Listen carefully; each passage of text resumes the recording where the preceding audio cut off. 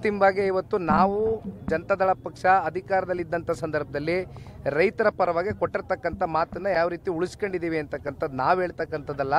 ನಿನ್ನೆ ದಿನ ಕಲಬುರಗಿ ಜೇವರ್ಗಿ ಅಫಜಲ್ಪುರಕ್ಕೆ ಹೋದಾಗ ಇಲ್ಲಿ ಬಿದರ್ನ ನಮ್ಮ ರೈತರು ಹೇಳ್ತಾ ಇದ್ದಾರೆ, ಕುಮಾರಸ್ವಾಮಿ ಅವರು ರಾಜ್ಯದ ಮುಖ್ಯಮಂತ್ರಿಗಳಾಗಿದ್ದಾಗ ರಾಷ್ಟ್ರೀಕೃತ ಬ್ಯಾಂಕು ಮತ್ತು ಸಹಕಾರಿ ಸಂಘದ ಬ್ಯಾಂಕ್ಗಳ ಸಂಪೂರ್ಣ ಸಾಲ ಮನ್ನಾ ಮಾಡಿದ್ದಾರೆ.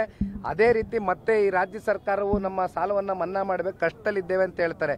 ಈಗ ಒಂದು ಕಡೆ ನಿಮಗೆ ಗೊತ್ತಿದೆ, ರಾಜ್ಯ ಸರ್ಕಾರ ರೈತರ ವಿಚಾರದಲ್ಲಿ ಗೊಬ್ಬರ ಕೊಡ್ತಕ್ಕಂಥ ವಿಚಾರದಲ್ಲಿ ಯಾವ ರೀತಿಯಾದಂಥ ಒಂದು ವೈಫಲ್ಯತೆ ತೋರಿಸಿದೆ. ಇವತ್ತು ಅಂತಿಮವಾಗಿ 260 ರೂಪಾಯಿ ಚೀಲದ ಬೆಲೆ ಗೊಬ್ಬರಕ್ಕೆ 260 ರೂಪಾಯಿ ಚೀಲದ ಬೆಲೆ. ಗೊಬ್ಬರ ಸಿಕ್ಕದೆ ಹೋದಾಗ ಗೊಬ್ಬರ ಬೇಕೇ ಬೇಕಲ್ಲ. ರೈತರೇನು ಮಾಡಿದ್ದಾರೆ, ಬ್ಲ್ಯಾಕ್ ಮಾರ್ಕೆಟ್ಗೆ ಹೋಗಿದ್ದಾರೆ, 1200 ರೂಪಾಯಿ 1400 ರೂಪಾಯಿಗೆ ಒಂದು ಚೀಲದ ಬೆಲೆ ಕೊಟ್ಟು ತೊಗೊಂಬಂದಿದ್ದಾರೆ. ಇದ್ರ ಹೊಣೆಗಾರಿಕೆ ತೊಗೊಂಡ್ಬೇಕಾಗಿರೋರು ಯಾರು?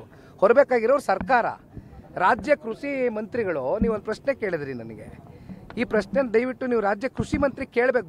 ಬರ್ತಾರೋ ಇಲ್ವೋ ನನಗೆ ಗೊತ್ತಿಲ್ಲ, ನಿಮಗೂ ಗೊತ್ತಿಲ್ಲ. ಬೀದರ್ ಜಿಲ್ಲೆ, ಕಲಬುರಗಿ ಜಿಲ್ಲೆ ಈ ರಾಜ್ಯದಲ್ಲಿ ಇದೆ ಅಂತಕ್ಕಂಥದ್ದು ಬಹುಶಃ ಕೃಷಿ ರಾಜ್ಯದ ಮಂತ್ರಿಗಳಿಗೆ ಗೊತ್ತಿದೆಯಲ್ವೋ ನನಗೆ ಗೊತ್ತಿಲ್ಲ. ಅದು ಬಹುಶಃ ತಾವುಗಳೆಲ್ಲ ನೆನೆಸ್ಬೇಕಾಗ್ತದೆ ಅವ್ರಿಗೆ. ಇಲ್ಲಿವರೆಗೂ ಅವ್ರು ಎಲ್ಲೂ ಭೇಟಿ ಕೊಟ್ಟಿಲ್ಲ, ಇದ್ರ ಬಗ್ಗೆ ಒಂದು ಚರ್ಚೆ ಮಾಡಿಲ್ಲ. ಒಂದು ತಿಂಗಳಾಯ್ತು, ಡಾಟಾ ಸುಂದಕ್ಕಿಲ್ಲ ಸರ್, ಎಷ್ಟು ಬೆಳೆ ಹಾನಿಗಿದೆ, ಎಷ್ಟು ಇದಾಗಿದೆ, ಅಧಿಕಾರಿಗಳು ಕೂಡ ಗ್ರಾಮಕ್ಕೆ ಬರ್ತಾ ಇಲ್ಲ. ಈಗ ನಿನ್ನೆಯ ದಿನ APMC ಯಾರ್ಡ್ನಲ್ಲಿ ರೈತರ ಜೊತೆ ಸಂವಾದ ಮಾಡಿದಾಗ ರೈತರು ಹೇಳಿದಂಥದ್ದು, ಇವತ್ತೇನು ಕೆಲವೊಂದಷ್ಟು ಜಾಯಿಂಟ್ ಸರ್ವೆಗಳಾಗಬೇಕಾಗಿದೆ. ಒಂದು ಕಡೆ ಅಗ್ರಿಕಲ್ಚರ್ ಡಿಪಾರ್ಟ್ಮೆಂಟು, ಮತ್ತೊಂದು ಕಡೆ ರೆವಿನ್ಯೂ ಡಿಪಾರ್ಟ್ಮೆಂಟು, ಎರಡೂ ಸೇರಿ ಅಗ್ರಿಕಲ್ಚರ್ ಸರ್ವೆ ಮಾಡಿ ವೈಜ್ಞಾನಿಕವಾದಂಥ ಒಂದು ರಿಪೋರ್ಟನ್ನು ತಯಾರಿ ಮಾಡಿಕೊಡ್ಬೇಕಾಗ್ತದೆ. ಆದರೆ ರೈತರು ಹೇಳ್ತಾರೆ, ನಮ್ಮ ಹೊಲ ಗದ್ದೆಗಳಿಗೆ ಬಂದೇ ಇಲ್ಲ, ಬಹುತೇಕರು ಹೊಲ ಗದ್ದೆಗಳಿಗೆ ಬಂದೇ ಇಲ್ಲ, ಇವ್ರಿಗೆ ಬೇಕಾದಂಥ ಇವರು ರಿಪೋರ್ಟ್ನ ತಯಾರಿ ಮಾಡ್ಕೊಂಡಿದ್ದಾರೆ, ನಮ್ಮನ್ನೆಲ್ಲ ಕೈ ಬಿಟ್ಟಿದ್ದಾರೆ ಅಂತ. ಇದ್ರ ಹೊಣೆಗಾರಿಕೆ ತಗೋಬೇಕಾಗಿರೋರು ಯಾರು? ರಾಜ್ಯ ಸರ್ಕಾರ. ಪೂರ್ವ ಮುಂಗಾರು ಮಳೆಯಿಂದಾಗಿ ಸಾಕಷ್ಟು ರೈತರ ಬದುಕು ಇವತ್ತು ಬಹಳ ಸ್ಥಿತಜನಕ ಪರಿಸ್ಥಿತಿಗೆ ಬಂದು ತಲುಪಿದೆ. ಜನತಾದಳ ಪಕ್ಷದ ನಾಯಕರುಗಳು ನಾವೆಲ್ಲರೂ ಕೂಡಿ ನಿನ್ನೆಯ ದಿನ ಕಲಬುರಗಿ ಜಿಲ್ಲೆಗೆ ಭೇಟಿಯನ್ನು ಕೊಟ್ಟಿದ್ದೆವು. ಕಲಬುರಗಿ ಜಿಲ್ಲೆಯ ಜೇವರ್ಗಿ ಇರ್ಬೋದು, ಅಫಜಲ್ಪುರ ಇರ್ಬೋದು, ಈ ಭಾಗದ ರೈತರ ಸಂಕಷ್ಟವನ್ನು ಹತ್ತಿರದಿಂದ ಹೋಗಿ ಅವರ ಹೊಲ ಗದ್ದೆಗಳಲ್ಲಿ ನಿಂತು ಅದನ್ನು ಆಲಿಸ್ತಕ್ಕಂಥ ಕೆಲಸವನ್ನು ಮಾಡಿದ್ದೇವೆ.